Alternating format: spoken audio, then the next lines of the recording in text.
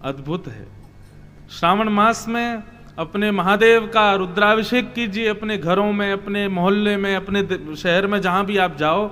अभिषेक के बाद में राम कथा के कुछ पृष्ठ उनको पढ़ के सुनाइए। महादेव को अति प्रिय है मानस। जब कोई कथा सुनाता है तो महादेव भाव विभोर हो जाते हैं। मुझे ऐसा लगता है अभी श्रावण मास में सब जगह अभिषेक चल रहा होगा, लेकिन महादेव वहीं बैठे होंगे जहां मानस सुनाई जा रही होगी, जहां मानस बोली जा रही होगी।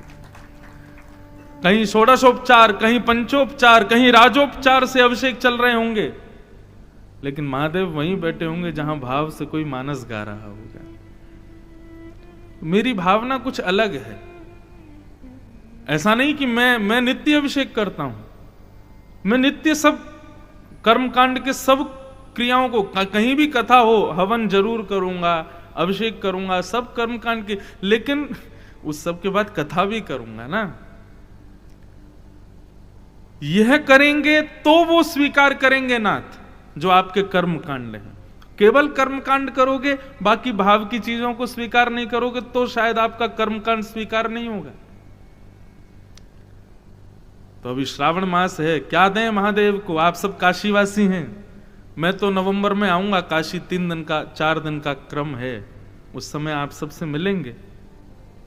पर अभी श्रावण में इस दास की ये भावना ले जाइएगा कि जाकर के विश्वनाथ को मानस के कुछ भाव सुनाइएगा, उससे उनका अभिषेक कीजिएगा, वो प्रसन्न हो जाएंगे।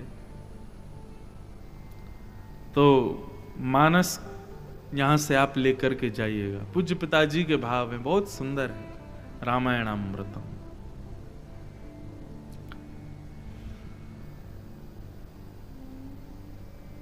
कल हम लोग 10 लक्षणों में से कितने लक्षण सुन चुके? 7। हर दिन एक लक्षण पर चर्चा हो रही है। अब 8वां लक्षण कि धृति क्षमा दमोस्तेयम शौचमिन्द्रिय निग्रह धी विद्या सत्यम क्रोध दशकम धर्म लक्षणम।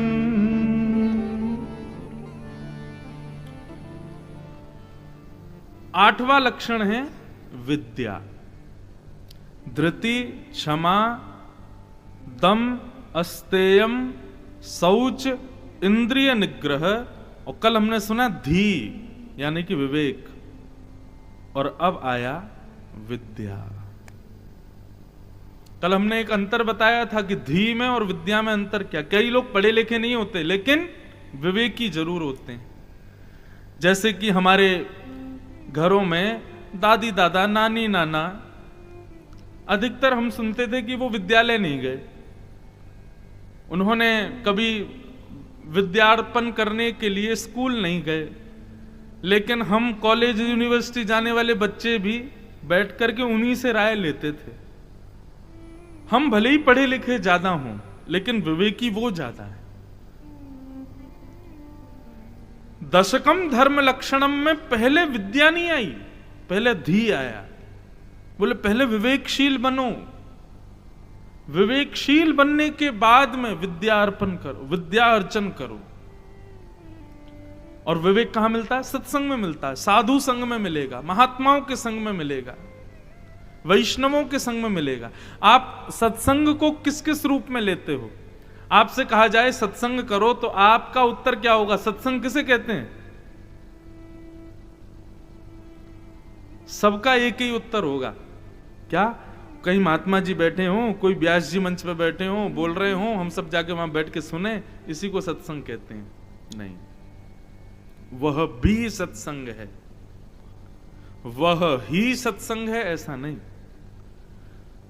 सत्संग का संधि विच्छेद करो। सत यानी सत्पुरुष, सद व्यक्ति, सद ग्रंथ, सद वस्तु, सद व्यवहार, सद वस्त्र, सत्स्वरूप, सब सत, और जो भी सत है उसका संग करना ही सत्संग है।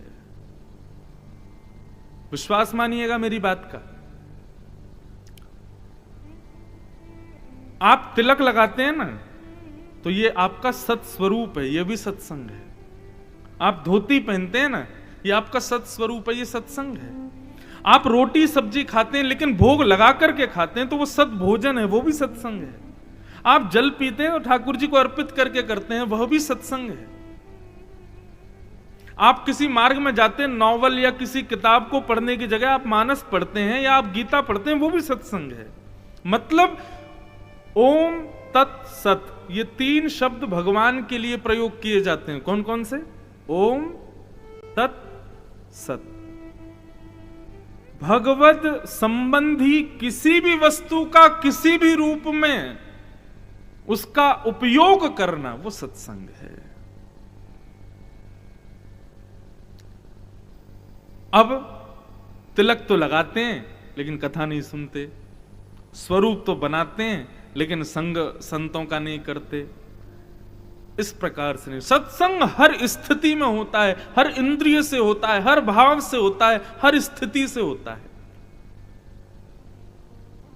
बेटे का ब्याह करना है, बेटी का ब्याह करना है, कहां करना है? गोवा में जाके करेंगे, मनाली में जाके करेंगे, सिंगापुर जाके करेंगे, वहां जाके करेंगे, तो साधारण ब्याह है। लेकिन आपके मन में विचारा नहीं नहीं यार, कोई तीर्थ स्थान में करेंगे, बढ़िया संतों की सन्निधि में करेंगे, भगवत आग्रह से करेंगे, भगवत सेवा से करेंगे, उसमें संत जन पधारें, तीर्थों के पुरोहित पधारें, मंदिरों के बड़े बड़े पुजारी आमे, सब आके हमारे पुत्र को पुत्री को आशीर्वाद दें, तो साधारण ब्याह नहीं रहेगा, वो भी सत्संग हो जाएगा। क्यों? वैष्णवों की सन्निधि में वो किया गया। सांसारिक क्रिया वैष्णव रीति से यदि कर दी जाए तो वो भी सत्संग है।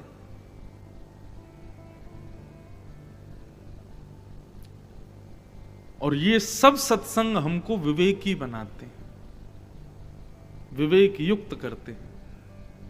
विवेक मतलब क्या करना है क्या नहीं करना। अब देखो, बाहर टिकिया की दुकान लगी हो, टिकिया समझते हैं? पानी पूरी। आप चाहो तो अभी यहां से निकल के उसको खा सकते हो जाके, लेकिन मैं नहीं खा सकता। क्यों? खाने को मुझे किसी ने रोका थोड़ी है, लेकिन मैं जाके खाऊंगा तो टिकिया वाला भी एक बार को नीचे से ऊपर तक सोचेगा, लकड़ी के खड़ाऊ पहने, तिलक लगाए, चोटी लगाए, धोती पहने, बगलबंदी पहने महाराज जी, और ये कोई वैष्णव हैं और ये ऐसे ढकेल पर खड़े होकर टिकिया खा रहे हैं। उसको भी संकोच होगा देने में। क्यों? क्योंकि मेरा स्वरूप सत्संगी है, और वो असत्संग में जाऊंगा तो उस स्थान को थोड़ा थोड़ा अजीब लगेगा। मेरा स्वरूप मुझे रोक रहा है वहां जाने से, मेरा स्वरूप उसको विश्वास नहीं दिला रहा कि ऐसा कर सकते हैं। ये सत्संग है, स्वरूप से विवेक प्रकट हो जाता है। तो विवेक यानी कि धी पहले लाओ, और जब विवेकी हो जाओ तब विद्या। हमारे यहां आज भी प्रावधान है कि बच्चों को 4-5 वर्ष की उम्र में विद्यालय भेजना चाहिए।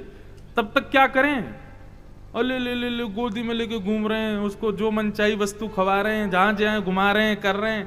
ठीक है, लेकिन जब तक बच्चा विद्यालय नहीं जा रहा है तब तक उसको जितना हो सके सत्संगी बनाओ। अब हमारे कोई प्रशंसा की बात नहीं कि यजमान इसलिए प्रशंसा कर रहा हूं, हम सीखें इसलिए कह रहा हूं। हमारे अवधेश जी, सौरभ भैया, अब वो लाली क्या नाम है उसका, अवनी, बताओ,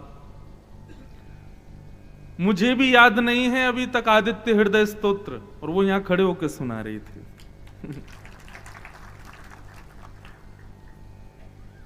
यहां पर खड़े होकर के शिव तांडव स्तोत्र गा रही थी।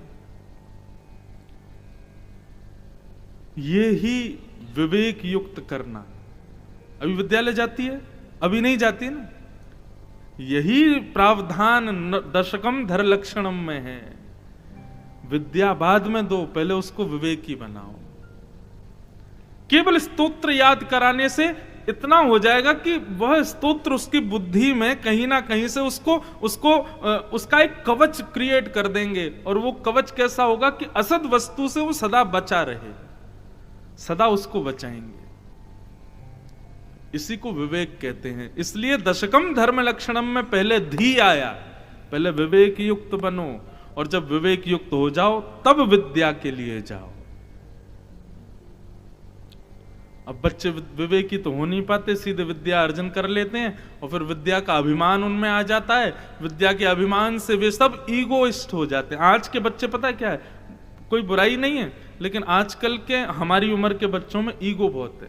वो सुन नहीं सकते जरा भी, उनको एक बात भी उनके विपरीत स्थिति की यदि आपने कह दी तो उनसे स्वीकार नहीं होगी। क्यों? क्योंकि सत्संग जीवन में नहीं है।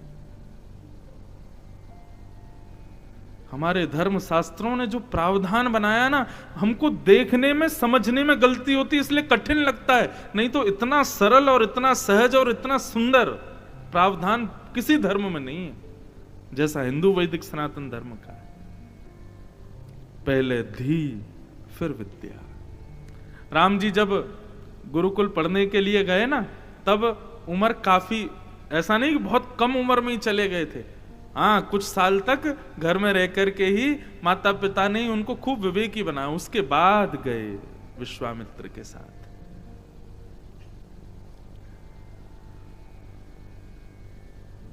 विद्या।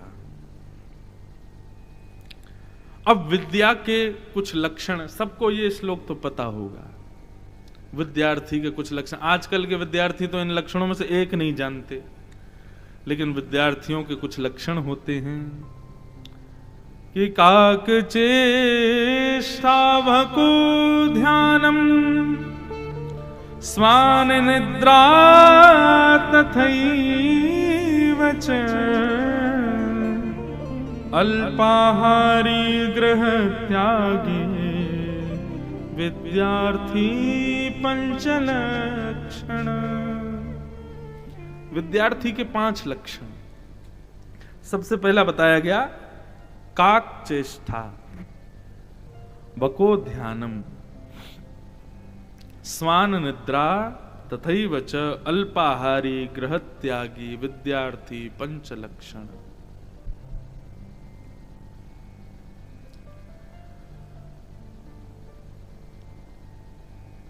गृह त्यागी जो यहां पर एक लक्षण बताया गया कि विद्यार्थी विद्यार्जन तभी कर सकता है जब वो गृह त्यागी बने, घर का त्याग कर। अब यहां घर त्याग करने का मतलब जरूरी नहीं माता पिता से दूर रह के हॉस्टल में पढ़े, बुरा मत मानना। कई लोग मेरी इस बात से हो सकता है सहमति ना करें, लेकिन हॉस्टल में पढ़ने वाले बच्चे कुछ ज्यादा ही बिगड़ जाते हैं।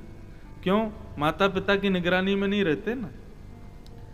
कई बार ऐसा होता है, जरूरी नहीं सारे घर के बच्चे ऐसे होते हैं, लेकिन आजकल मैंने ऐसा अनुभव किया कि जब बच्चे घर से ही दूर चले जाते हैं और वहां रहते हैं, ठीक है वो सेल्फ डिपेंडेंट तो हो जाते हैं, अपने आत्मनिर्भर तो बन जाते हैं, लेकिन संस्कारी गुणयुक्त नहीं बन पाते। कई बार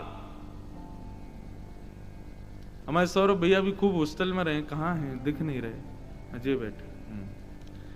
ये आप भी गए ना हॉस्टल, बहुत बचपन से इनको पता होगा हॉस्टल के बच्चे कैसे होते हैं। बहुत खतरनाक जीवन होता है वहां से निकल करके आना, और फिर अब विदेश जाके पढ़ने वाले बच्चे, अब लाइव चल रही है कथा, सब कह रहे होंगे महाराज जी हमारे बच्चे भी विदेश जाते हैं, आप हमारे यहाँ कथा करने आने वाले हो, बच्चे आएंगे नहीं कथा में। भाई देखो, सत्य स्वीकार करो। यह भी तभी संभव है कि जब आप बच्चे को घर में पहले विवेक युक्त बनाओ, उसके बाद भेजो, तब वो बालक ठीक रहेगा। लेकिन घर से लालन पालन करके आपने उसको भेजा, लाड़ लड़ा करके उसको भेजा, उसके बाद वो पढ़ने के लिए जाएगा, तो निश्चित है कि उसके अंदर कुछ दुर्गुण आ जाएंगे। गृह त्यागी का मतलब क्या है? यहां पर गृह त्यागी का मतलब घर त्याग करना नहीं, घर के व्यवहारों का त्याग करना।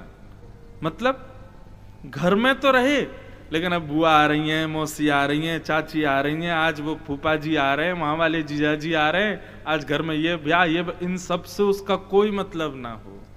घर में रहे, एकांत में रह करके अपना अध्ययन करे, ज्यादा ये व्यवहार धर्मों में ना पड़ा रहे। मैम आज हमको छुट्टी दे दीजिए, क्यों थे? तो हमारी बुआ आ रही है वहां से। कल की छुट्टी चाहिए, क्यों फूफा जी आ रहे हैं, उनको लेने रेलवे स्टेशन, हम ही तो जाएंगे, हम ही सब करेंगे। इस प्रकार से बच्चे घर के व्यवहार धर्म में रहते हैं तो अध्यापन नहीं कर पाते, अध्ययन नहीं कर पाते। हम अपना नई बात कहनी चाहिए कथा में, लेकिन मैं अपनी एक बहुत सत्य बात बताऊं। जब हम भागवत अध्ययन करते थे, स्कूल पढ़ते थे तब की बात नहीं, जब भागवत अध्ययन करते थे तब की बात बता रहा हूं। स्कूल में तो हम जो हम यहां बता रहे हैं सब थे, हम सारे गुण थे स्कूल में। तो मतलब ये समझ लो कि स्कूल बस आई नहीं कि मुझे बुखार आ जाता था, मम्मी नहीं जाना, आज नहीं जा पाते, ऐसा ही था स्वभाव। लेकिन भागवत जी जब हमारे सिर पर आई ना 10वीं कक्षा के बाद, किसी को विश्वास ही नहीं था कि इंद्रेश कभी कथा कर पाएगा। ये सत्य बात बता रहे हैं हम। हमारे पिताजी को तो बिल्कुल विश्वास नहीं था। क्यों? देखा था कि 10 कक्षा तक कैसा इसका रहा है पूरा ग्राफ स्कूल में, ये नहीं पढ़ पाएगा। लेकिन पता नहीं ये इसलिए मैं गुरु कृपा मानता हूं अपने ऊपर, हमारे भगवत कृपा, हमारे वैष्णवों की, पूर्वाचार्यों की कृपा।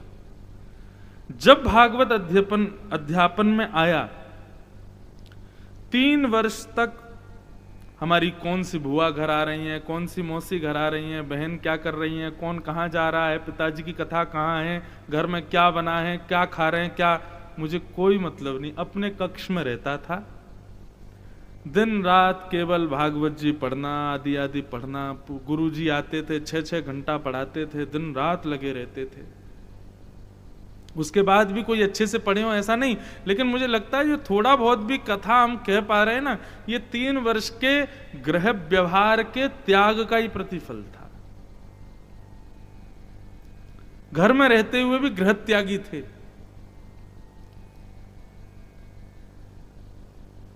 ऊपर कक्ष में ही भोजन आता था, वहीं करता था, वहीं सोना, वहीं स्नान करना, वहीं सब करना, किसी से कोई ज्यादा मेल भाव ना रखना, ऐसा भाव था।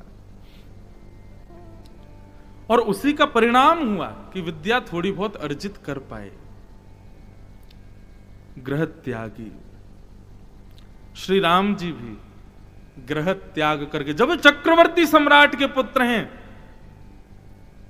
चाहते तो महाराज दशरथ अनंत गुरुओं को घर ही बुला देते, बोले यहीं बैठा के पढ़ाओ। हमारे श्री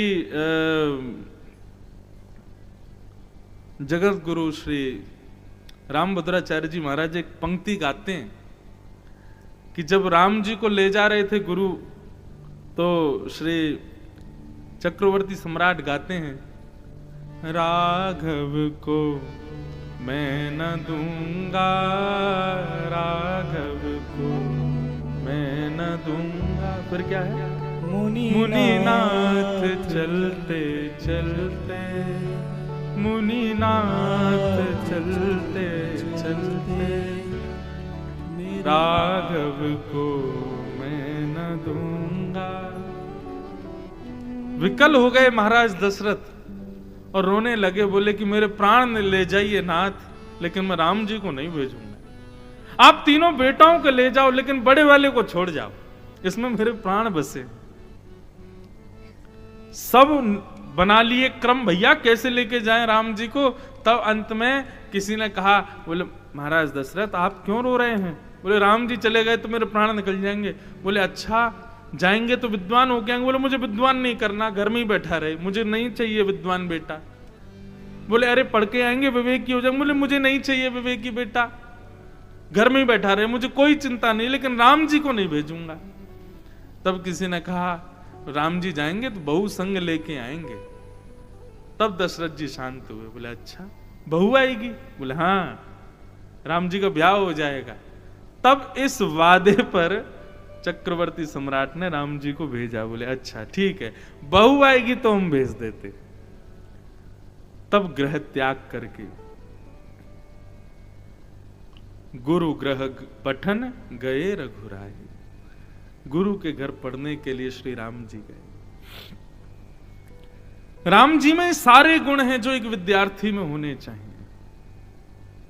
काक चेष्टा बको ध्यानम, स्वान निद्रा तथैव च अल्पाहारी गृहत्यागी विद्यार्थी पंच लक्षण।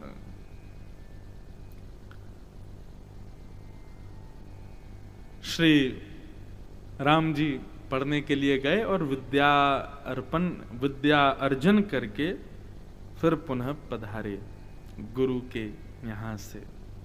तो मुख्य बात यही सीखनी है यहाँ पर कि पहले विवेकी बनाएं बच्चों को, उसके बाद विद्या के लिए भेजें।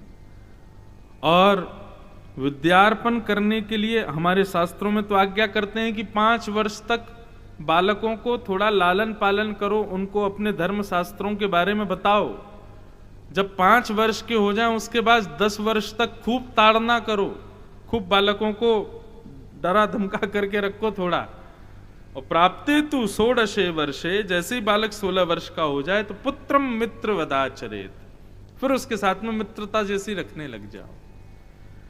तो इसलिए पहले विवेकी बनाएं, उसके बाद विद्यार्थी बनाएं। विवेकी बालक को गुरु नहीं बना सकते विद्यालय वाले, माता पिता ही बना सकते हैं। इसलिए प्रथम गुरु माता पिता हैं, उनको बनाओ। तो इस प्रकार से राम जी पढ़ने के लिए गए, विद्यार्पण करते हैं, विद्या अर्जन करते हैं। और ये राम जी का 8वां गुण है, धी विद्या। अब 2 गुण और बचे हैं, सत्यम सत्य और अक्रोध, क्रोध न करना। ये 2 गुणों को हम कल एक साथ सुनेंगे। आइए अब आज के मंगल प्रसंग में प्रवेश करें। और आज के मंगल प्रसंग में मानस के भक्त, यह विषय लिया गया। और मानस के भक्तों में अनेक भक्त हैं, लेकिन कुछ भक्त वो अति प्रिय हैं, गोस्वामी जी के भी अति प्रिय हैं। तो महादेव के चरणों में इन भक्तों के भाव को आइए हम भी सुने, श्रवण करके आनंदित हो जाएं। प्रथम भक्त, मागी नावना केवट आना, मागी नावना केवट आना, मागी नावना केवट आना, मागी नावना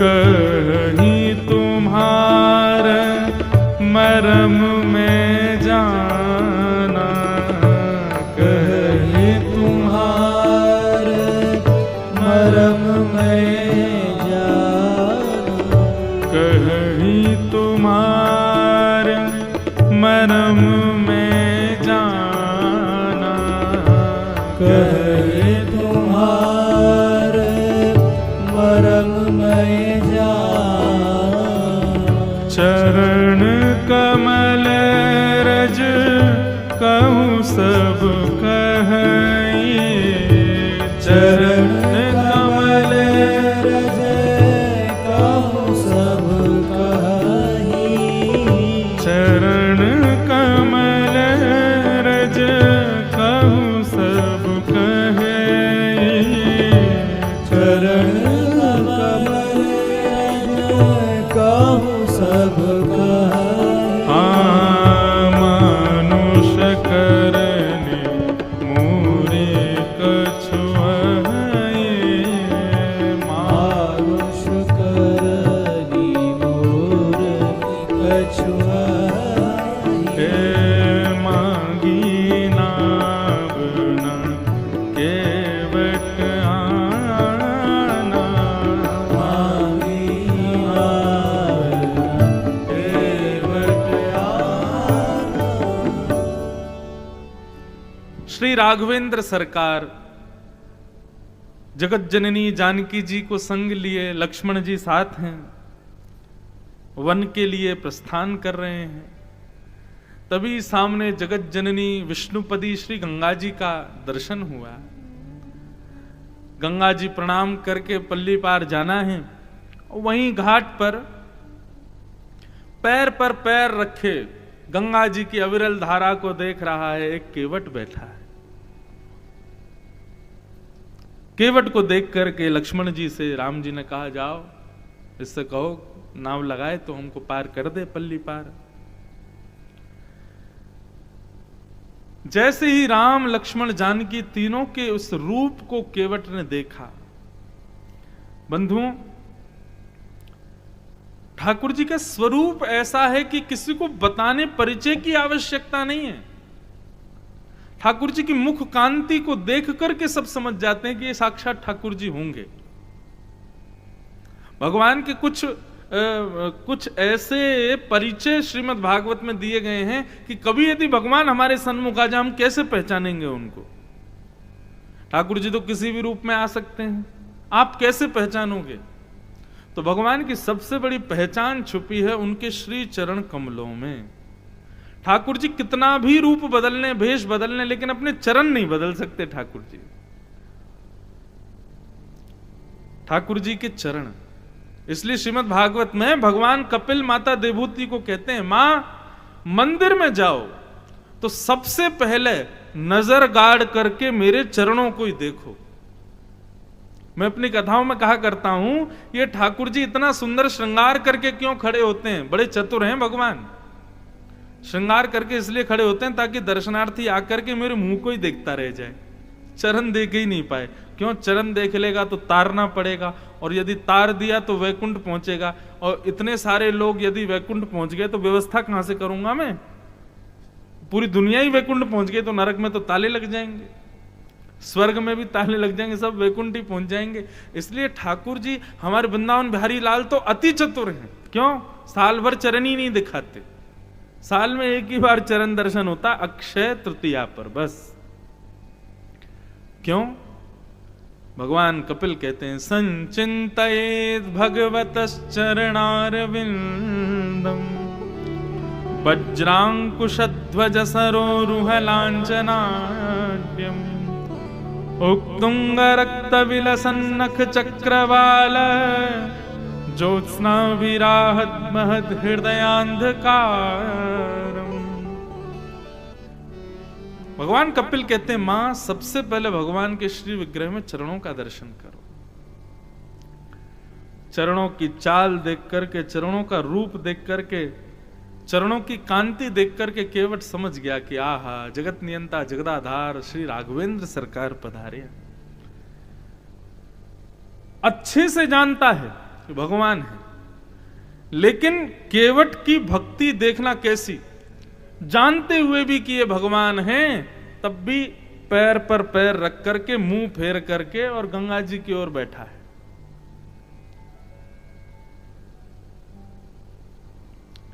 ठाकुर जी आए, आकर के बोले, हे भैया केवट, हमको गंगा पार करा दो, नाव ले आओ। केवट बोला, आप दशरथ जी के पुत्र राम जी हैं ना, और ये आपके भैया हैं, ये आपकी गृहिणी हैं। राम जी बोले, हाँ वही हैं। बोले, अच्छा, अच्छी बात है, लेकिन भगवान क्षमा कीजिएगा, नाव तो मैं नहीं लाऊंगा। क्यों? बोले, कहीं तुम्हार मरम में जाना, आपके मरम को मैं जानता हूं। भगवान लक्ष्मण जी से बोले, बड़े बड़े योगी, तपस्वी, ज्ञानी, ध्यानी, दुनिया भर के विरक्त महात्मा सब लोग लगे रहते हैं, लेकिन फिर भी कहते हैं कि भगवान के मर्म को कोई नहीं जान सकता। श्रीमद् भागवत में तो स्पष्ट लिखा है, भगवान को आप कभी नहीं जान सकते, और यदि आप ऐसा प्रयास करोगे कि मैं भगवान को जानूं, तो वहां पर वेदव्यास जी लिखते हैं, सतुबाल बुद्धि, वो मूर्ख है जो भगवान को जानने का प्रयास करेगा। क्यों? क्योंकि कभी नहीं कर पाएगा, एक जन्म नहीं, अनंत जन्मों में भी ठाकुर जी को नहीं समझ पाओगे आप। और यहां ये केवट कह रहा है कि कहत तुम्हारे मर्म में जाना, आपका मर्म में जानता हूं। भगवान देखने लगे लक्ष्मण जी को, ये देखो, सुनो बात, बड़े बड़े योगी ध्यानी नहीं जानते, लेकिन ये नाव चलाने वाला यहां पे बैठा है, ये भी कह रहा है कि आपके मर्म को मैं जानता हूं। लक्ष्मण जी बोले, क्या मर्म जानते हो आप हमारे भैया का? बोले चरण कमल रज कहूँ सब कही, मानुष करनि मूरी कछुअहि। तुम्हारी चरण धूल को लेने के लिए सब मनुष्य तरसते हैं, लेकिन छुवत शिला भई नारी सुहाई, पाहन तेन काठ कठनाई। महाराज, आपके चरण रज के कण पड़ने से एक पत्थर नारी बन गई थी, हमने ये बात सुनी थी। आपके केवल चरण रज पाकर के एक पत्थर नारी बन गई और उसका उद्धार हो गया। मैं मानता हूं आपके चरण रज उद्धार करते होंगे, लेकिन मुझे अपनी नाव को नारी नहीं बनाना है। कहीं आप मेरी नाव में बैठ गए और वो कहीं नारी बन गई तो एक पत्नी तो मुझ पर संभल नहीं रही, मैं दो उनको कहां लेके जाऊंगा। परसों एक प्रसंग चल रहा था ना कथा में कि बाली का एक गुण था कि उसके सामने जो भी आता था उसकी आदि शक्ति बाली में चली जाती थी। तो कथा करके फिर जब रात में हम गए तो हमारे एक पंडित जी बोले, कौन से पंडित जी बोले ये नहीं बताऊंगा, एक पंडित जी बोले, क्योंकि कौन से बोले ये बता दिया तो आप पकड़ लोगे। एक पंडित जी बोले, महाराज जी बाली आज भी जिंदा है। मैंने कहा क्यों? बोले घर वाली।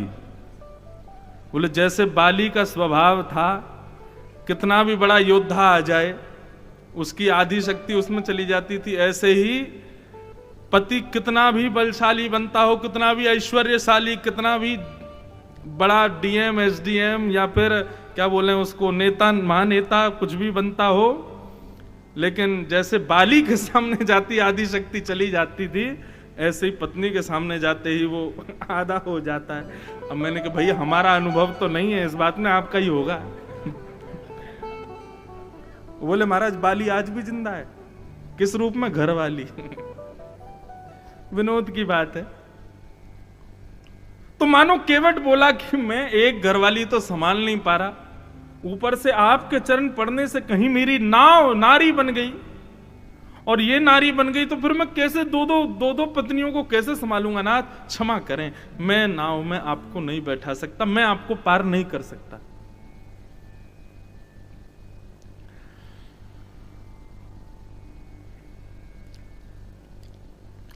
अब यहां पे बहुत सुंदर बात है। भगवान बोले भैया ऐसे मत करो, हमको पार कर दो, इतनी गहरी गंगा जी हम कैसे पार करके जाएंगे, तुम हमको पार लगा दो। तो केवट बोला एक उपाय हो सकता है। बोले क्या? आप मुझसे कहिए कि जाओ तुम मेरे पांव धो लो, आप आज्ञा दीजिए कि तुम मेरे पांव धो लो, मैं आपके पांव धोऊंगा, एक एक कण भी आपके पैर में लगा नहीं रह जाना चाहिए, मैं सबको धो डालूंगा, उसके बाद आपको अपनी नाव में बैठाऊंगा, एक एक कण आपका निकाल दूंगा, आपके चरण में कहीं एक आध भी कण रह गया तो मैं तो कंगाल हो जाऊंगा महाराज, इसलिए आप आज्ञा करो कि तू मेरे चरण धो। अब यहां पर मेरा प्रश्न मन में उठा कि भैया ये भगवान से ऐसा क्यों बोला कि आप आज्ञा करो? सीधा कह देता कि मैं आपके चरण धोऊंगा, उसके बाद आप बैठ जाना, लेकिन कहता आप मुझे आज्ञा दीजिए कि जाओ केवट तुम मेरे पांव धो लो, मैं आपके पांव धो लूंगा, उसके बाद आपको बैठाऊंगा। भगवान की आज्ञा क्यों मांग रहा है? तो इसके पीछे एक कथा बताई गई। बोले कि भैया ये केवट जो है ये पूर्व जन्म का कछुआ है, और भगवान जब क्षीर सागर में अपने शेषनाग पर पौड़े होते थे, लक्ष्मी चरण दबाती थी, तब जलचर जीवों की इच्छा होती थी हम भी भगवान को जाकर के प्रणाम करें, हम भी भगवान को जाकर के दंडवत करें। तब ये कछुआ नित्य आता था और भगवान को प्रणाम करने के लिए जैसे ही बेचारा धीरे धीरे चल के आता था, जैसे ही चरणों के पास पहुंचता तो कभी इसको लक्ष्मी जी हटा देती, पीछे कर दे, चल यहाँ जा, यहाँ से आ जाता है रोज रोज, और कभी आगे से आने का प्रयास करता तो शेषनाग अपने फण मार देते। बेचारे ये दोनों ही इसको चरण नहीं छूने देते थे। आज वही कछुआ केवट बन करके आया और वही शेषनाग लक्ष्मण बन के आए हैं, और वही लक्ष्मी सीता जी बन के आई हैं। बोले इन दोनों ने मुझे बहुत रोका आपके चरण छूने से, परंतु आज आप जाओगे कहां, क्योंकि नैया तो मैं ही पार करूंगा, इसलिए आज आप खुद इन दोनों के बीच में मुझे आज्ञा दो कि तू मेरे चरण धो, उसके बाद ही मैं आपको अपनी नाव में चढ़ने दूंगा। आपके चरण धोऊंगा, उसके बाद ही आप मेरी नाव में बैठोगे। लक्ष्मण जी बोले तेरी इतनी हिम्मत है, तू हमारे राम जी से एक तो जवान लड़ा रहा, ऊपर से बैठने नहीं दे रहा, फिर कह रहा है कि अपनी मनमर्जी करेगा, चरण धोएगा, मैं अभी बाण निकाल करके तीर चढ़ा दूंगा, तेरे ऊपर चला दूंगा। केवट बोला मुझे डर नहीं है लखन भैया, निकालो अभी बाण चला दो, और अच्छा हो जाएगा, मार दोगे तो फिर संस्कार भी आप लोगों को ही करना पड़ेगा। राम जी के हाथों मेरा संस्कार हो जाएगा, इससे बड़ी और गति मेरी क्या होगी। लक्ष्मण जी चिता लगाएंगे, राम जी मुझको लिटाएंगे, उसके बाद परिक्रमा लगा के मेरी अग्नि, ओहो जीवन धन्य हो जाएगा। जब मैं वैकुंठ जाऊंगा तो वैकुंठ के अप्सरा, वैकुंठ के देवता सब गाजे बाजे बजा करके मेरा स्वागत करेंगे। क्यों? राम जी मेरा संस्कार करेंगे। मार दो, तैयार बैठा हूं, ये लो मार दीजिए।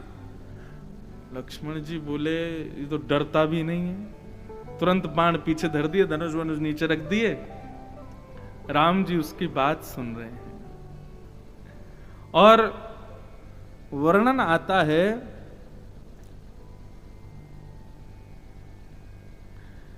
कृपा सिंधु बोले मुस्काए, सोय कर जेहि तब नाम न जाए। केवट की बातें सुनकर के भगवान प्रसन्न हो गए और बेगियानुजल पाए पखारू, होत विलंब उतार ही पाऊं। राम जी बड़े प्रसन्न हो रहे हैं केवट की बात सुन के। केवट से बोले भैया जैसा तो बढ़िया लगे तू कर, तेरे को चरण धोने तो तू चरण धो। पद कमल धोए चढ़ाई नाव नाथ उतर चाहो, मोहि राम राउर आन दशरथ सपथ सब साची कहो। परु तीर मारहु लखन पे, जब लगी न पाए पखारी, तब लगी न तुलसीदास पार उतारियो। तब लगी न तुलसीदास नाथ कृपाल। आपके चरण धोऊंगा उसके बाद ही पार करूंगा। राम जी बोले ठीक है भैया तुम चरण धो लो हमारे। तो जिस कठौता में उसके घर में रोज भोजन बनता था, आटा मार करके रोटी बनाने के लिए रखा जाता था, उस कठौते को लेकर के आया। राम जी के दोनों चरण उस कठौते में रख करके और गंगा जल से लाला करके चरण धोने लगा रघुनाथ जी के।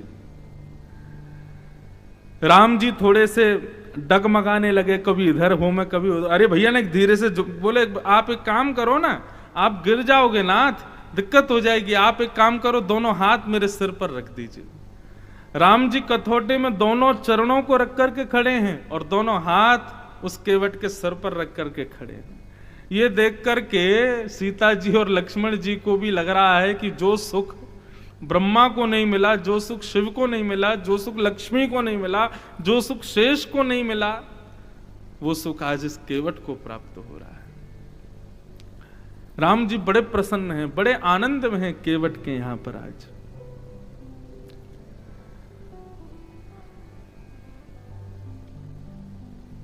भगवान केवट के उस परम सुख को देख करके परम आनंदित हो रहे हैं, उसके प्रेम भाव को देख करके। आज मानो राम जी जानकी जी से कह रहे हो कि आपसे ब्याह करने के लिए हम जब आए थे तब आपके पिताजी ने भी केवल हमारा एक नख धोया था। जब वामन बनकर के हमने बलि के तीनों लोकों का हरण किया, उस समय भी ब्रह्मा ने केवल एक ही चरण धोया था। लेकिन आज धन्य है ये केवट, इसको दोनों चरण मिल गए हैं, और केवल चरण ही नहीं मिले हैं, दोनों वरद हस्त भी प्राप्त हो गए। कितने बड़े सौभाग्य हैं। केवल केवट के उस प्रेम भाव पर राम जी का सर्वस्व उसने स्वीकार कर लिया। देवता भी आज केवट के उस मंगल भाव पर आनंदित हो रहे हैं। चरण धोने के बाद में राघव, लक्ष्मण जी और श्री जानकी जी को अपनी नौका में उसने बैठाया और नौका चलाने लगे गंगा जी में।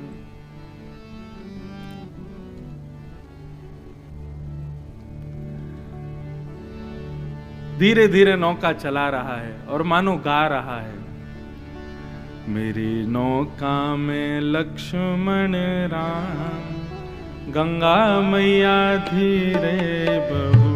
मेरी नौका में लक्ष्मण राम, गंगा मैया धीरे बहू। मेरी नौका में लक्ष्मण राम, गंगा मैया धीरे बहू। मेरी नौका में लक्ष्मण राम, गंगा मैया धीरे बहू। मेरी नौका में लक्ष्मण राम, गंगा मैया धीरे बहू। मेरी नौका में लक्ष्मण राम, गंगा मैया धीरे बहू। गंगा मैया धीरे बहू, गंगा मैया धीरे बहू। अरे हाँ गंगा मैया धीरे बहू। अरे हाँ गंगा मैया धीरे बहू। मेरी नौका में लक्ष्मण राम, गंगा मैया धीरे बहू। मेरी नौका में लक्ष्मण राम, गंगा मैया धीरे बहू। मेरी नौका में लक्ष्मण राम, गंगा मैया धीरे बहू। मेरी नौका में लक्ष्मण राम, गंगा मैया धीरे बहू। ओ उछल उछल मत मारो हिचकोले, उछल उछल मत मारो हिचकोले। उछल उछल मत मारो हिचकोले। उछल उछल मत मारो हिचकोले। देख हिचकोले मेरा मनवा डोले। देख हिचकोले मेरा मनवा डोले। देख हिचकोले मेरा मनवा डोले। देख हिचकोले मेरा क्यों? मनवा डोले। मेरी नैया में चारों धाम, गंगा मैया धीरे बहू। मेरी नैया में चारों धाम, गंगा मैया धीरे बहू। मेरी नैया में चारों धाम, गंगा मैया धीरे बहू। मेरी नैया में चारों धाम, गंगा मैया धीरे बहू। मेरी नैया में लक्ष्मण राम, गंगा मैया धीरे बहू। मेरी नैया में लक्ष्मण राम, गंगा बोलो भक्त वत्सल भगवान की।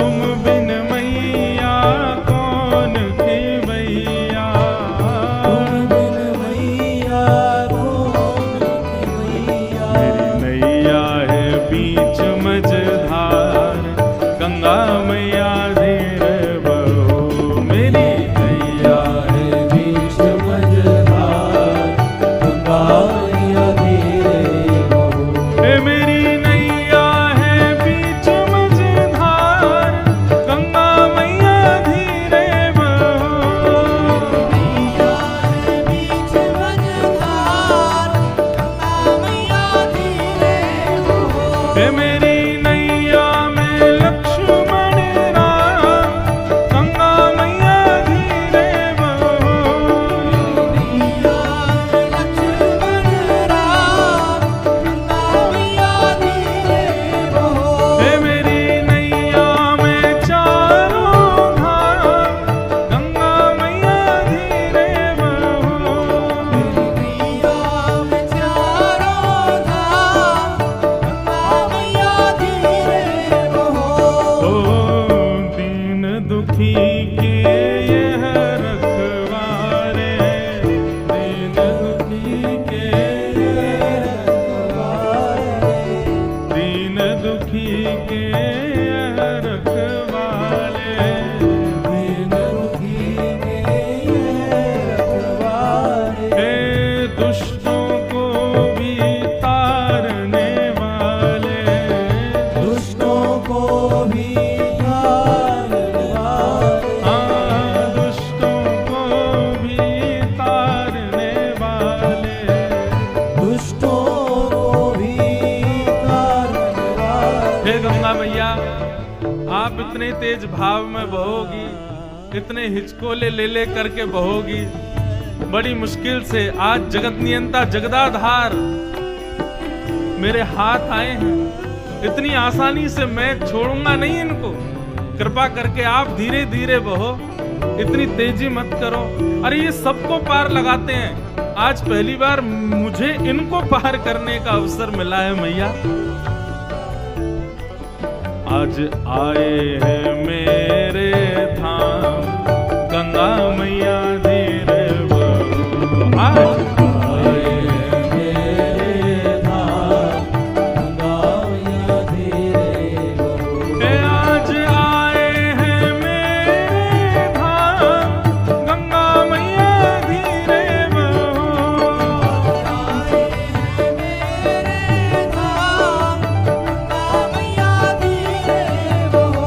ओ मेरी नैया में लक्ष्मण राम, गंगा मैया धीरे बहो। नैया में लक्ष्मण राम, गंगा मैया धीरे बहो। हे मेरी नैया में चारों धाम, गंगा मैया धीरे बहो। मेरी नैया में चारों धाम, गंगा मैया धीरे बहो। हे मेरी नैया में लक्ष्मण राम, गंगा मैया धीरे बहो। नैया में लक्ष्मण राम, गंगा मैया धीरे हे गंगा मैया धीरे बहो। मैया धीरे हाँ गंगा मैया धीरे बहो। मैया धीरे हाँ गंगा मैया धीरे बहो। मैया धीरे हे गंगा मैया धीरे बहो। गंगा मैया धीरे बहो।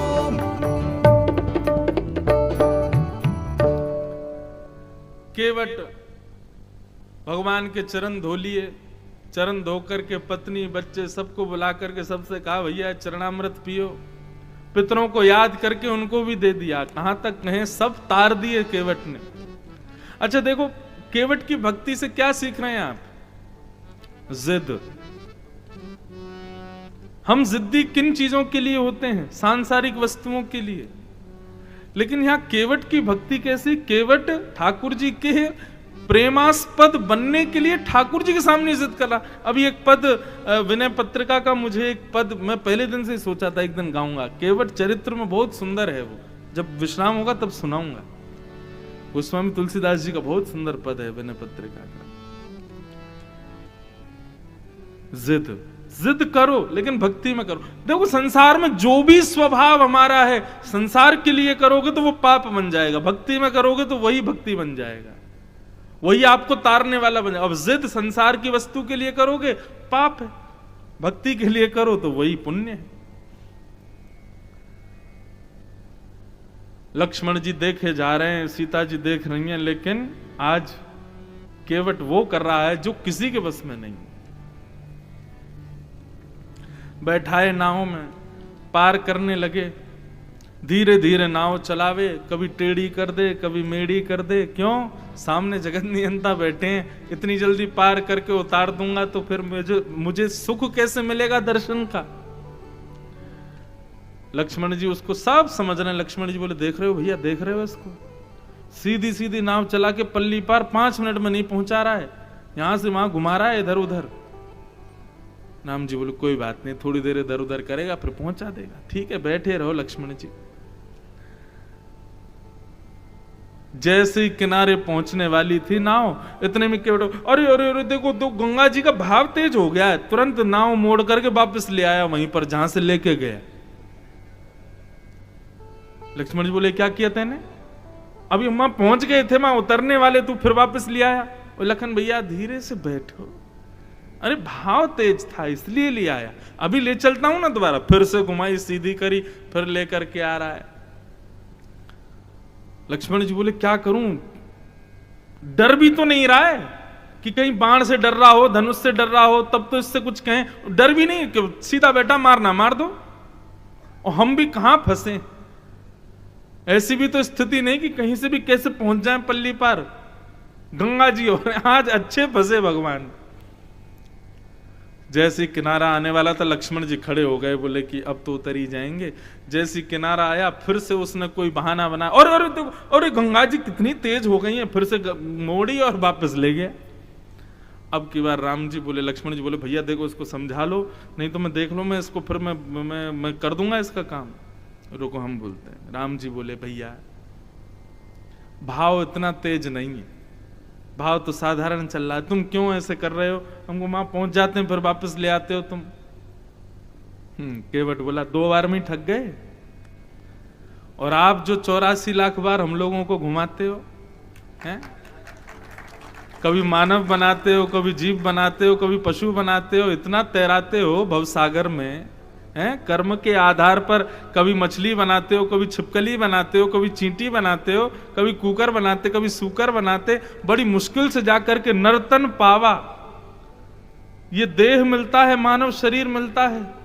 84 लाख योनियों में भटकने के बाद हम यहां पहुंचते हैं, और आज जब खुद मेरी नैया में बैठे हो 2 बार में थक गए। हम लोग 84 लाख बार घूमते नाथ, फिर भी नहीं थकते। राम जी मौन चुप बैठे, बोले, लक्ष्मण बैठ जाओ, चुप, कुछ मत कहो इसको। बोले, आज भैया ये ऐसे छोड़ेगा नहीं। जानकी जी, लक्ष्मण जी और श्री राम जी उसकी प्रेमा भक्ति, उसकी जिद वाली जो भक्ति है, दृढ़ संकल्प की भक्ति, उस पर आनंदित हो रहे हैं। अच्छा, लक्ष्मण जी जानकी जी नहीं हो रहे, राम जी हो रहे हैं। पूरी मानस में देखो, मैंने पूरी मानस का अध्ययन तो अभी नहीं किया, पहली बार कथा कर रहा हूं, अभी धीरे धीरे होगा। लेकिन जैसा शास्त्रों संतों से सुना, पूरी मानस में हमारे राम जी लोटपोट हो गए हों हंसते हंसते, ऐसा कहीं नहीं, केवल केवट प्रसंग में ही आता है। सुन केवट के बैन प्रेम लटपटे अटपटे, बिहसे करुणायन चितई जान की लखन तन। ठाकुर जी लोटपोट हो गए केवट के प्रेम से, आनंदित हो गए, हंसने लगे खूब जोर से। वनवास में केवल केवट ही ऐसा था जिसने राम जी को बहुत हंसाया।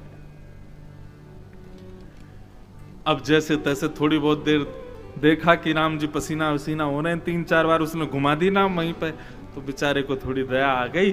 अब बताओ, भगवान दया करते भक्त पे, या भक्त दया कर रहा है भगवान पे? चलो इनको छोड़ देता हूं पल्ली बाढ़, और ले जाकर के उसने अपनी नाव को लगा दिया।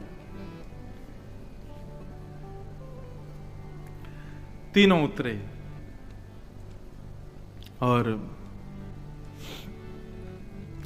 राम जी मन में थोड़ा संकुचित हो गए। बताओ, बेचारा गरीब केवट है, नाव से पार करके ही लोगों को अपना घर चलाता है, लेकिन दूर दूर तक कोई मानव नहीं दिख रहा राम जी को। राम जी बोले, आज का इसका दिन कैसा गया, मिले भी तो हम 3 मिले, और यहां पर हमको इसने पल्ली पार लगा दिया, लेकिन हमारे पास इसको देने के लिए कुछ भी नहीं है। राम जी बड़े मनी मन अकुला रहे हैं कि हम इसको कुछ नहीं दे पा रहे, हमारे पास कुछ है ही नहीं देने को, वनवासी। तब सीता जी ने राम जी के मन की बात जान। पियहि की सिय जान हारी,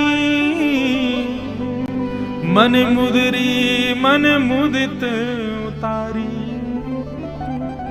श्री राम जी के मन की बात जान करके हमारी जानकी जी ने, हमारी किशोरी जी ने अपनी एक मुदिरा उतार करके, अपनी एक अंगूठी उतार करके राम जी को दे दी। बोले लो, दे दो इसको। तब राम जी ने उस मुद्रिका को उसको प्रदान करना चाहा। बोले लो केवट, तुमने हमको पार किया, अब हम पे और तो कुछ नहीं है, वनवासी वेश में है, ये तुम रख लो। जैसे ही राम जी को देते हुए देखा, केवट रोने लगा। अभी तक तो चतुराई दिखा रहा था, लेकिन अब नेत्र सजल हो गए उसके। बोले नाथ, ऐसा मत कीजिए, आज मुझे क्या नहीं दिया आपने, सब कुछ तो दे दिया।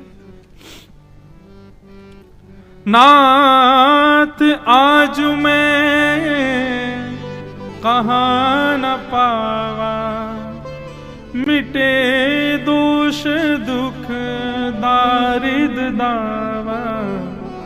बहुत काल में कीनी मजूरी, आज दीन विधि बनी भली भूरी। नाथ, आपने मुझे क्या नहीं दिया, सब कुछ तो दे दिया। अरे जिन चरण कमलों की रज को पाने के लिए देवता भी तरसते हैं, वो चरण, दोनों चरण युगल चरण मुझे प्राप्त हो गए। जिन हस्त कमलों को सिर पर पाने के लिए लक्ष्मी सदा लालायित रहती है। ऐसा वर्णन आता है कि शेषनाग पर भगवान नारायण लेटते हैं, लक्ष्मी चरण दबाती है और लक्ष्मी की एक ही कामना होती है, नाथ कभी रीझ करके अपना हाथ ऐसे हमारे सर पर घुमा दीजिए। लेकिन नारायण कभी लक्ष्मी के सिर पर हाथ नहीं रखते। उसके पीछे कारण बताते हैं, क्या कि भैया लक्ष्मी सबके कल्याण के लिए है। ठाकुर जी बोले अगर हमने हाथ रख दिया ना लक्ष्मी पर, तो लक्ष्मी यहीं स्थिर हो जाएगी। हमारे भक्तों का, वैष्णवों का कल्याण करने के लिए उनके पास नहीं जा पाएगी। इसलिए ठाकुर जी अपना हाथ नहीं रख, खूब कहती है, खूब ऐसे कुछ ना कुछ प्रयास करती है लक्ष्मी की, कैसे भी गलती से भी हाथ मेरे ऊपर धर दें, लेकिन नहीं रखते ठाकुर जी। बोले जिस लक्ष्मी को केवल एक ही आकांक्षा है, वो आकांक्षा आपने इस केवट पर पूर्ण कर दी। अपने दोनों वरद हस्त रख दिए मेरे सिर पर, दोनों चरण पधरा दिए मेरे कठोते में, मुझे इतना दिन, इतना समय प्रदान कर दिया, और उसके बाद भी आप मुझे ये कुछ वस्तु देना चाह रहे हैं। नाथ, सही पूछें तो मैंने यहां पर बहुत मजदूरी की, कितने लोगों को पार उतारा, सबने मुझे कुछ ना कुछ दिया, लेकिन आज मुझे अपने संपूर्ण जीवन भर की मजदूरी की दक्षिणा आज मिली कि मैंने आपको पार किया। नाथ, मुझे अब कुछ नहीं चाहिए। बहुत काल में कीनी मजूरी, आज दीन विधि बनी भली भूरी। आज मेरी मजदूरी मिली है कि आप मेरे पास आ गए। अब कछु नाथ न चाहिए मोरे, दीन दयाल अनुग्रह तोरे। अब कुछ नहीं चाहिए नाथ, बस आप अनुग्रह करना, बस आप मुझे अपना मानना। लक्ष्मण जी बोले भैया हमको बहुत अजीब लग रहा है, तुमको हम कुछ दे के नहीं जा रहे हैं। जानकी जी भी कहने लगी ले लो ना केवट, राम जी इतने प्रेम से दे रहे हैं। केवट बोला बहुत देने का मन कर रहा है आपका। राम जी बोले हाँ ले लो ना भैया, जल्दी छुट्टी करो फिर हम चलें। बोले अच्छा ठीक है तो फिर दीजिए, लेकिन मेरी एक बात सुनिए। बोले क्या? फिरती बार मोही, फिरती बार मोही जो देवा, सो प्रसाद में सिर धर लेवा। ठाकुर ठीक है आप कुछ देना चाहते हैं, मैं लेने को स्वीकार हूं, मैं लेने को राजी हूं, लेकिन वचन दीजिए जब जैसा मांगू आप देंगे। राम जी बोले वचन देते हैं जब जैसा मांगोगे देंगे, लेकिन बताओ क्या चाहिए, कैसे चाहिए, कब लोगे? बोले महाराज अभी तो आप जाओ 14 वर्ष के लिए वन में, अपना वनवास पूर्ण करो, लौटते हुए फिर यहीं आना, और यहां आकर के फिर मुझे आप जो दे के जाओगे मैं स्वीकार। लक्ष्मण जी बोले कितना चतुर है, अब भी इसका मन भरा नहीं है, यूं कह रहा है 14 वर्ष बाद अयोध्या जाने से पहले एक बार और आ जाना है। और आकर के मेरे ऊपर कृपा कर देना। कितनी बड़ी दक्षिणा मांग ली केवट ने। बोले कि नाथ अभी छुट्टी नहीं है, 14 वर्ष तक याद रखना मुझको, और 14 वर्ष बाद जब आप लौट के अयोध्या जाओ तो फिर से यहीं आ जाना और आकर के कृपा करके अनुग्रह करके फिर यहां से प्रस्थान करना।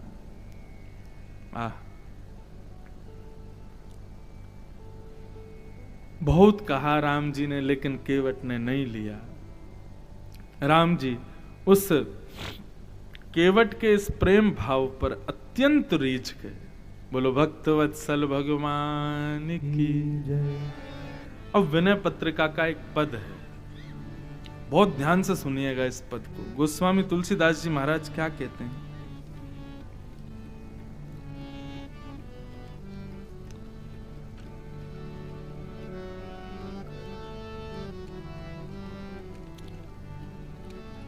गोस्वामी जी कह रहे हैं विनय पत्रिका में, हमने केवट की भक्ति से क्या सीखा? जिद। लेकिन और क्या सीख रहे हैं? कि कृपा करने वाले नाथ आप ही हो। हम इस भवसागर में हैं, अब आप ही हमको पार लगाओ। हम तो ऐसे ही हैं, हमारा तो स्वभाव ही ऐसा है, हम पे इससे ज्यादा कुछ नहीं है। इस प्रकार से जिद करते हुए भगवान से ही उसने अपने ऊपर अनुग्रह कृपा करवाई है। इसी संदर्भ से मिलता जुलता पद श्री गोस्वामी जी विनय पत्रिका में गाते हैं। सब लोग मेरे साथ गाना। हरि जी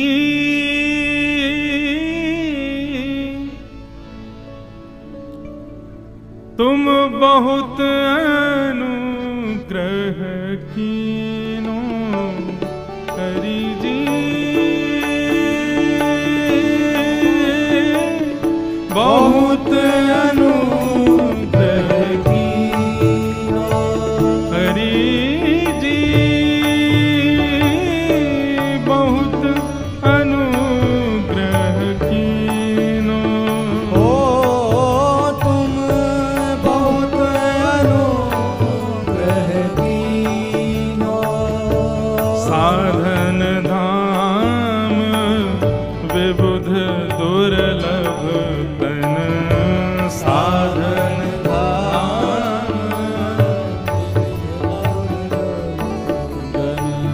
साधन धाम विबुध दुर्लभ तन, साधन धाम विबुध दुर्लभ तन, मोहे कृपा कर दीन्हो, मोहे कृपा कर दीनो, ओ मोहे कृपा कर दीन्हो, मोहे कृपा कर दीनो, हरि जी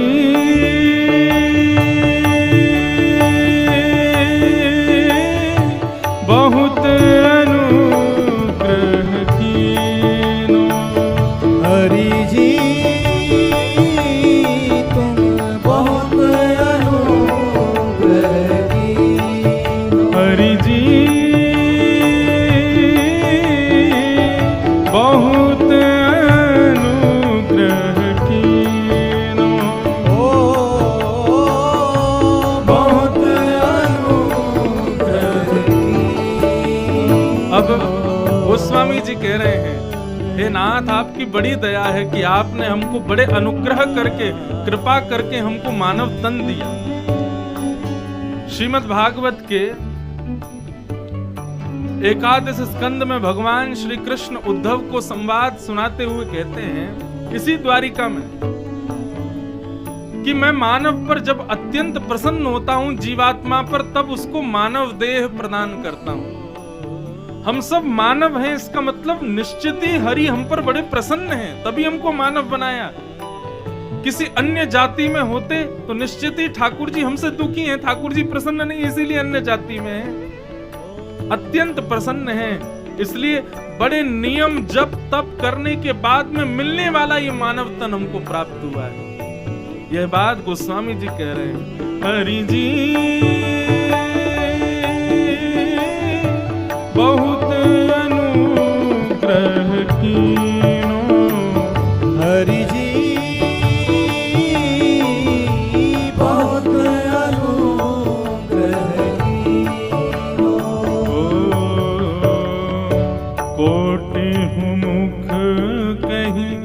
जात प्रभु के कोटि मुख कहो जात प्रभु के कोटि मुख कहे जात न प्रभु के कोटि मुख कहे जात न प्रभु क्या एक एक उपकार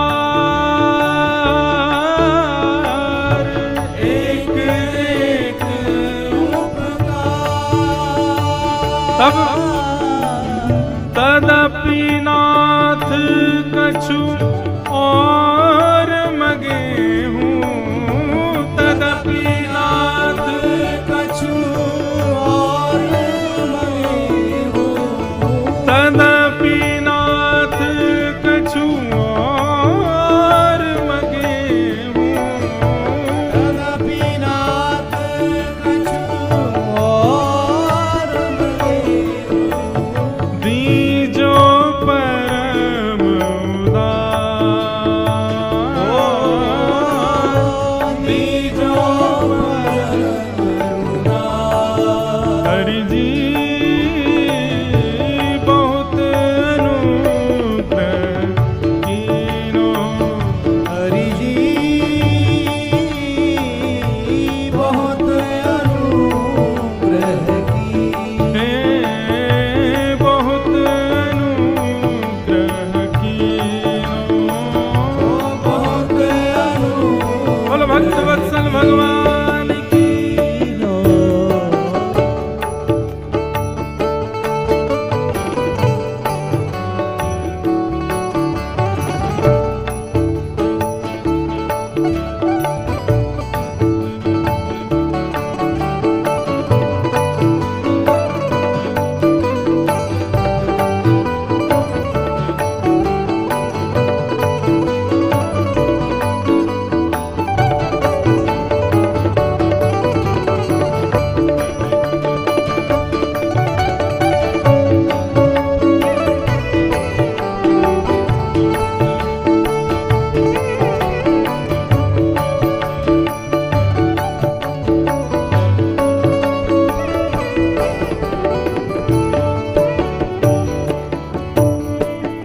गोस्वामी जी कह रहे हैं नाथ आपने जो उपकार हम पर किए हैं उनको शेषनाग भी अपने 1000 मुख से नहीं गा पाएंगे।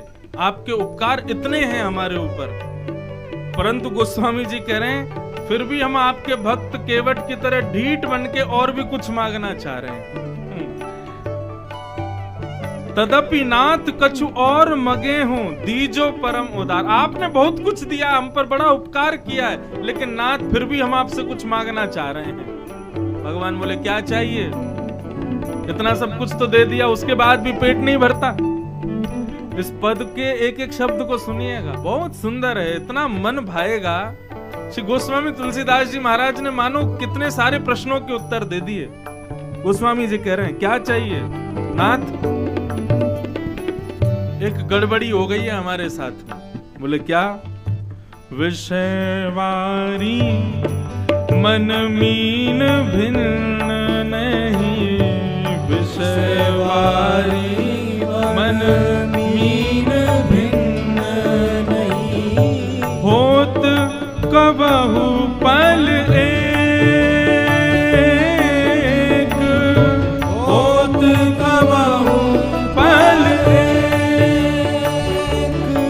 हो ताते सहो विपत्ति अति दारुण, ताते सहो विपत्ति अति दारुण, जन्मत जोनि अनेक हो, जन्मत जोनि अनेक। हरि जी बहुत अनुग्रह कीनो,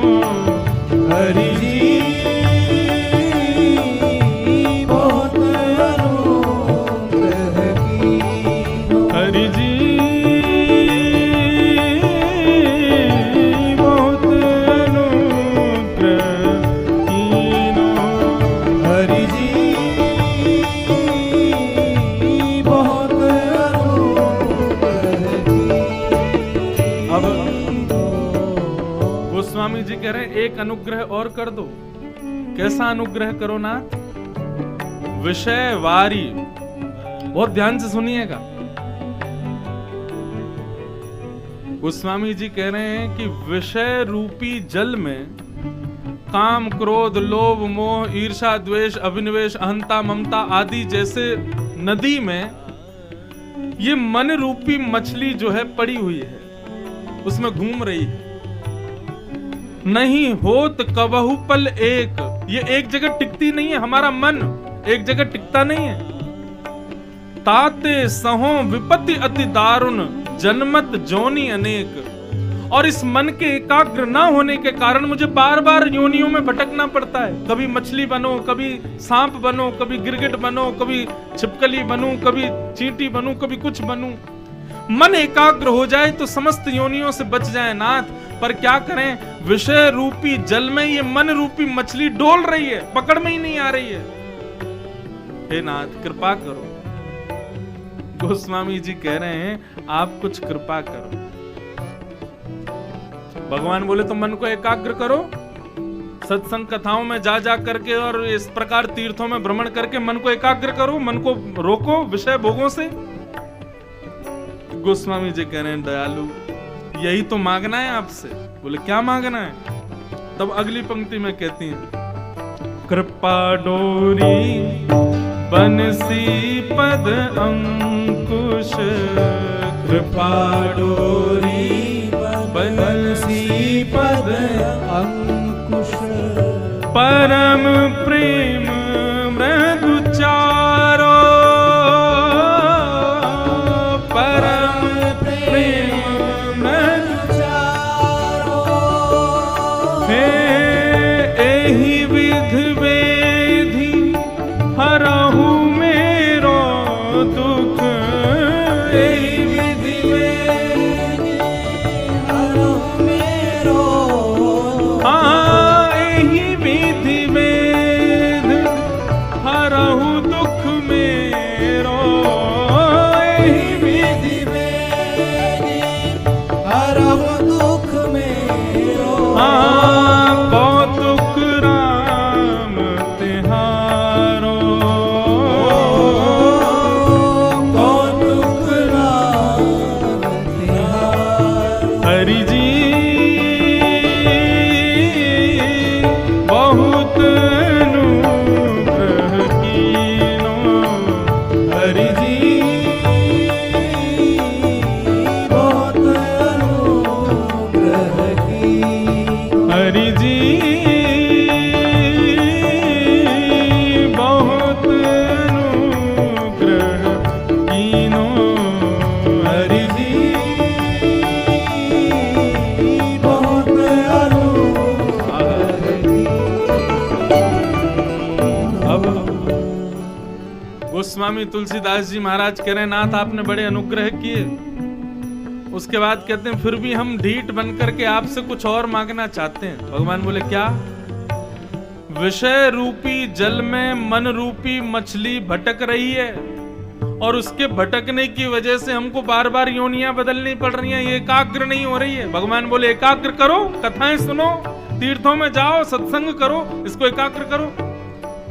बोले यही तो अनुग्रह है, यही तो आपसे मांगना है। बोले क्या? कितनी सुंदर बात कह रहे हैं नाथ। जिस प्रकार मछली पकड़ने वाला कांटा लेकर के और वो बंसी लेकर के जाता है, उसको बंसी बोलते, जाने क्या बोलते हैं, डंडे में कांटा लगा होता है, और ले जा करके जिस प्रकार नदी में वो कांटा फेंक देता है, और फिर महाराज वो एक टक उस कांटे की रस्सी को देखता रहता है। क्यों देखता है? जैसे ही वो रस्सी हिलेगी तुरंत वो उसको तुरंत भर लेगा, मानो मछली आ गई है, तुरंत मछली को पकड़ करके उसको बाहर निकाल लेगा। भगवान बोले हाँ बात तो तुम्हारी सही है। तुलसीदास जी बोले बात सही है नहीं, ये आपको करना है। बोले मतलब? बोले प्रभु आप हमारे विषय रूपी जल में अपनी कृपा रूपी बंसी से वो कांटा फेंको। ठाकुर जी से कह रहे हैं तुलसीदास जी, बोले आप फेंको कांटा और फिर एक टक उस कृपा रूपी रस्सी को आप देखते रहना है। जब कभी भी हमारा मन रूपी मछली आपकी कृपा रूपी कांटे से छुबे, जैसे ही टकरावे तुरंत आप उसको खींच करके बाहर निकाल लेना। मतलब भगवान बोले मतलब ये कि हमसे नहीं हो रहा है, आप ही अपनी कृपा रूपी कांटे को डाल करके हमारे मन रूपी मछली को विषय रूपी भोगों से निकाल करके अपने शरण में ले लीजिए। ये हमें इतना अनुग्रह हमारे ऊपर कर दो, हमसे नहीं हो पा रहा है। हे नाथ, आप ये कृपा करो। इतना सुंदर भाव है गोस्वामी जी का। बोले हमसे नहीं हो रहा, आप ही करो। कभी हम कथा में बैठे हों, कभी हम तीर्थों में गए हों, कभी हम सत्संग कर रहे हों और उस समय आपकी कृपा की रस्सी से हमारा मन जरा सी देर के लिए छुए, तो जिस प्रकार मछली पकड़ने वाला एक टक उस रस्सी को देखता है, जैसे ही रस्सी हिलती है तुरंत उसको मछली को खींच लेता है, ऐसे ही आप भी अपनी कृपा रूपी रस्सी को डाल करके जैसे ही उसको थोड़ा सा हिलता हुआ देखो, मतलब हमारा मन उससे छुप गया है, तुरंत आप उसको बाहर निकाल लो। विषयों से आप ही हमको बचाओ, हमारे बस की बात नहीं है। बहुत अनुग्रह कीनो हरि, बहुत अनुग्रह कीनो। हे श्रुति विदित उपाय सकल सुर, हे श्रुति विदित उपाय सकल सुर। हे कही दीन निहोरे, कही दीन निहोरे। हाँ तुलसीदास यही जीव मोहे रज, तुलसीदास यही जीव मोह रज। तुलसीदास यही जीव मोह रज। तुलसीदास यही जीव मोह रज। जेहि बांध्यो सोई छोरे, ओ जेहि बांधे सोई छोरे। गोस्वामी जी कहते हैं, बोले नाथ, है श्रुति विदित उपाय सकल सुर, केहि दीन निहोरे। इस संसार रूपी माया बंधन से बचने की श्रुतियों में, शास्त्रों में, नीतियों में बड़े उपाय बताए गए हैं, लेकिन तुलसीदास को एक उपाय समझ में आता है। बोले क्या? तुलसीदास यही जीव मोह रज। शब्द सुनिएगा, तुलसीदास जी कहते हैं जीव को मोह रूपी रस्सी में बांधा हुआ है, लेकिन तुलसीदास को एक उपाय समझ में आता है, जिसने बांधा वो ही खोले। किसने बांधा नाथ? भगवान बोले बहुत बढ़िया, उल्टा चोर कोतवाल को डांटे। बोले ये बात मैं नहीं कह रहा हूं नाथ, ये तो आपको होनी चाहिए। हमको विषयों में किसने बांधा? भगवान बोले हमने बांधा। हमारे मन को इतना भटकाया किसने? बोले मैंने भटकाया। ये विषयों को जन्म किसने दिया? भगवान बोले मैंने जन्म दिया। तो बोले फिर बचाओ भी आप ही। हमसे क्यों कहते हो कि नियम करो, कर्म करो, कथा सुनो, तीर्थ जाओ, ये करो, वो हमसे नहीं हो रहा है, आप ही हमको बचाओ। तुलसीदास यही जीव मोह रज, तुलसीदास यही जीव मोह रज। हे जेहि बांध्यो सोई छोरे, हरि जी जेहि बांध्यो सोई छोरे। हरि जी बहुत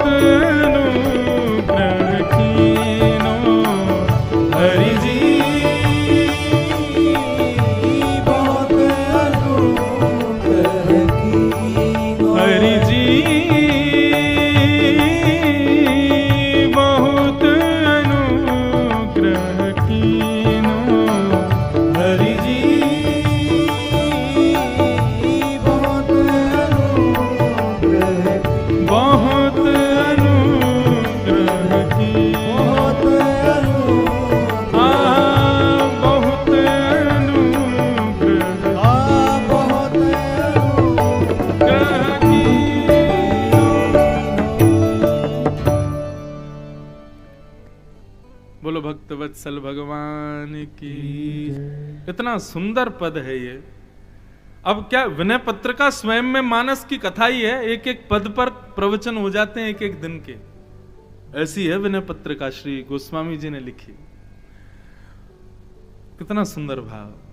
हरि तुम बहुत अनुग्रह कीनो, माना कि आपने हम पे बड़े अनुग्रह किए। आपके अनुग्रह का पहले तो गोस्वामी जी खूब बड़ाई कर रहे हैं भगवान की।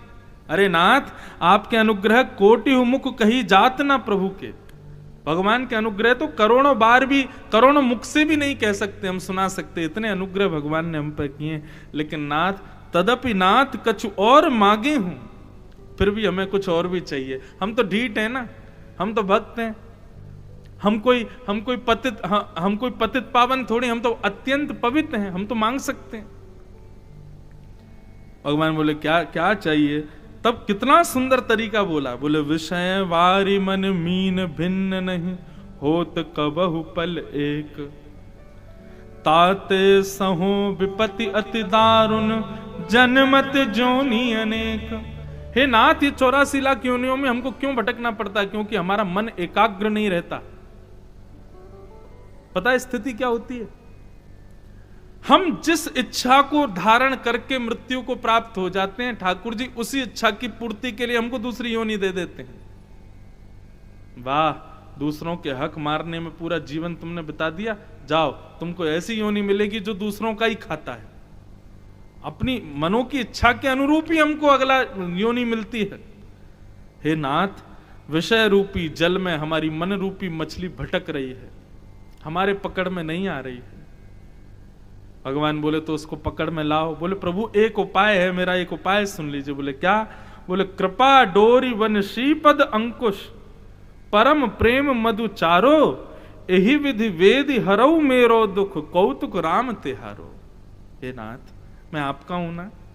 राम जी बोले हाँ है तो मेरा ही। तो बोले प्रभु एक काम करो ना। बोले क्या? बोले जिस प्रकार मछली पकड़ने वाला अपनी कांटा फेंक करके एक टक निहारता रहता है, जैसे ही रस्सी हिलती है तुरंत कांटा खींच लेता है, मछली उसके कांटे में आ जाती है, ऐसे ही आप हमारे विषय भोग रूपी उस जल में अपनी कृपा रूपी कांटे को डाल करके हमारा मन जैसे ही टकराए आप उसको खींच करके निकाल लीजिए।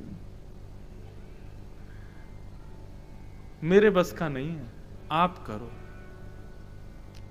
सब भगवान पर छोड़ दिया। और फिर अंत में कहते हैं भगवान बोले अच्छा, विषय भोग करो तुम, दूषित क्रियाएं करो तुम, और निकालें हमको तुम वहां से, तुमको हम निकालें, ऐसा क्यों? तो तुलसीदास जी कहते हैं तुलसीदास यही जीव मोहरज, जेही बांध्यो सोई छोरे। जिसने बांधा वही निकाले, आपने बांधा है नाथ, हमारी गलती थोड़ी है। गोस्वामी जी के ऐसे सुंदर भाव। ठीक ऐसा ही भाव यहां केवट का है। केवट ठाकुर जी से पूर्ण कृपा का अनुग्रह लेता है। बोले नाथ आप कम थोड़े ही हो, आपने हमको इतना नचाया, हम एक आध बार नौका इधर उधर कर दे तो इसी में घबरा गए, हमको 84 लाखों में घुमाते हो, हम नहीं डरते। इसी प्रकार के भाव केवट के हैं। तो ये बहुत सुंदर पद है, हरि तुम बहुत अनुग्रह कीनो।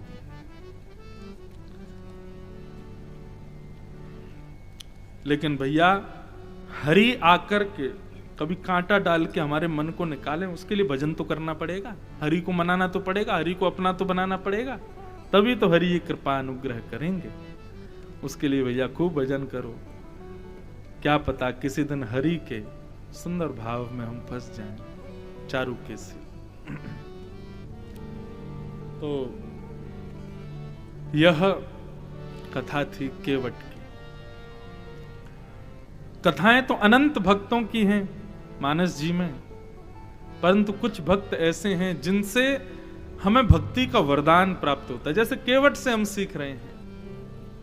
कई बार हम अपने लाल जी को, मैं बताता हूं कथा में, कई बार हम अपने लाल जी को हिंडोला झुलाते हैं तो कई बार सब धीरे धीरे झुलाते हैं, मैं खूब जोर से झुलाता हूं। क्यों?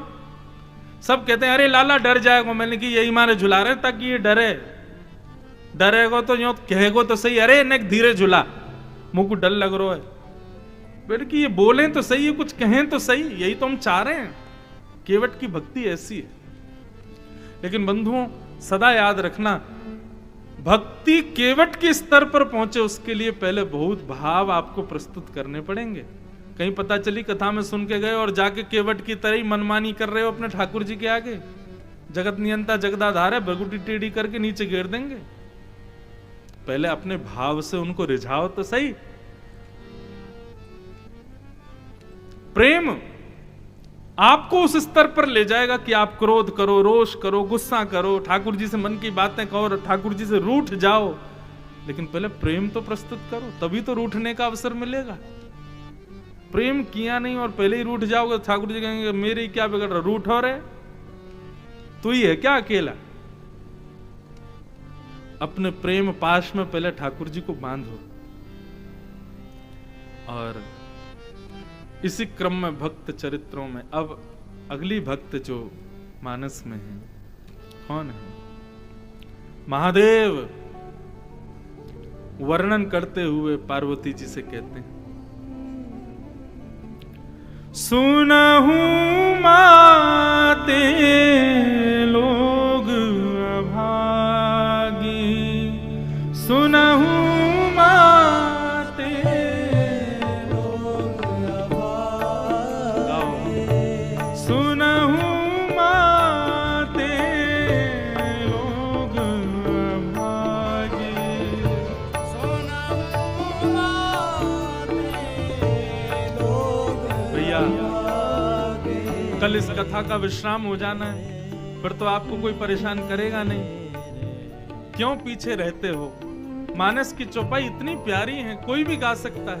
ठीक है, भागवत की कथा हम करते हैं, श्लोक आप नहीं गा सकते, समझ में आता है, लेकिन ये तो बहुत सरल है ना।